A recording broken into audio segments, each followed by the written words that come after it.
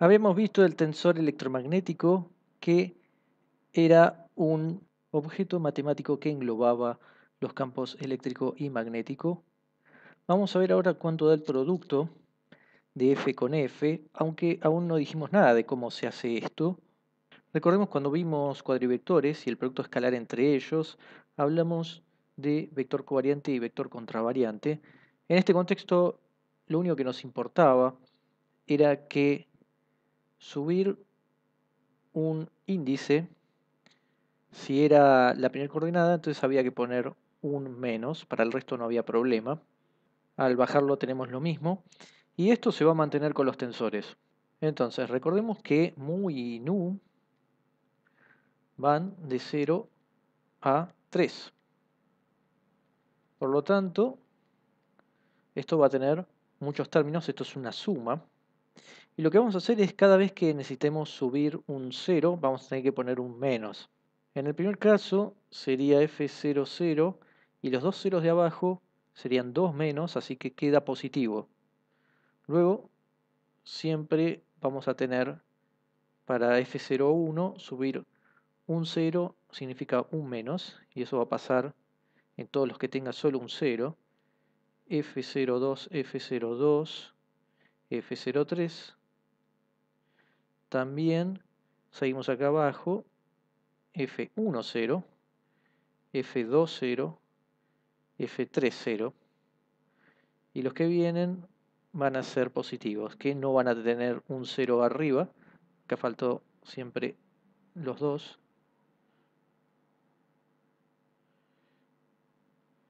Ahora vienen todos los que no tienen un 0.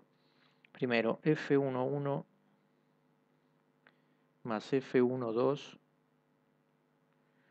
más F13 más F21, F22, F23 más F31 más F32 más F33. Entonces eran un montón de términos, como esperábamos, pero lo importante es ver qué signo tiene. Si no olvidé ninguno, estos son todos los términos, y ahora simplemente vamos a traer lo que nos diga el tensor electromagnético. Por ejemplo, F00, F00 eso es 0, no ponemos nada. F01, F01, ya estamos en fila 0, columna 1, X sobre C al cuadrado con un menos. Después va a venir columna 2, que esto es EI sobre C al cuadrado, y después va a venir la de EZ sobre C al cuadrado. Ahora vamos con F10, fila 1, columna 0, otra vez. Es menos X sobre C al cuadrado, y vamos a tener los dos de abajo también. Menos EI sobre C cuadrado menos EZ sobre C cuadrado. Después tenemos F11, que esto ya es la diagonal. La diagonal es siempre 0, es decir, este va a ser 0, este va a ser 0, y este de acá abajo va a ser 0, así como F00 también era 0.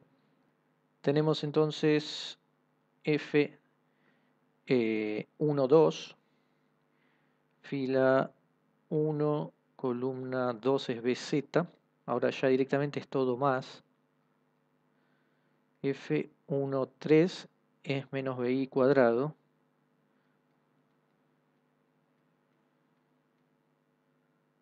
F21, fila 2, columna 1 es menos BZ cuadrado. Este ya está. F23 sería BX cuadrado.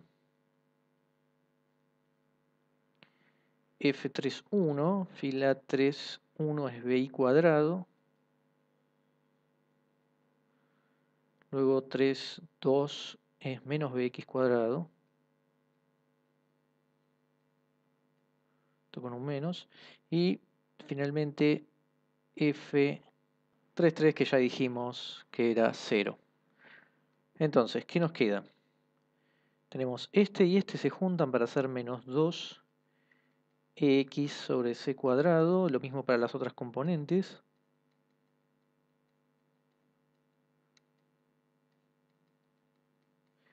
Y después también tenemos 2 veces bz cuadrado, 2 veces bi cuadrado, 2 veces bx cuadrado.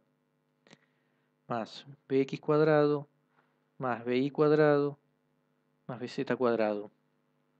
Sacando 2 factor común, nos va a quedar menos e sobre c cuadrado más b cuadrado. Si sacamos factor común en vez de 2, menos 2c cuadrado, nos va a quedar, nos queda e cuadrado menos c cuadrado b cuadrado.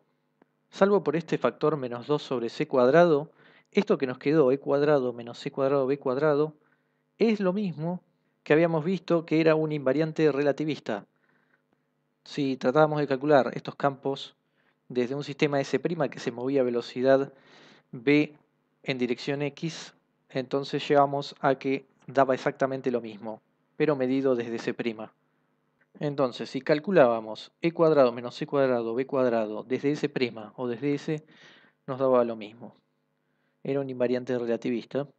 Así que sacando estas constantes tenemos que esa invariancia se mantiene en el producto del tensor de campo.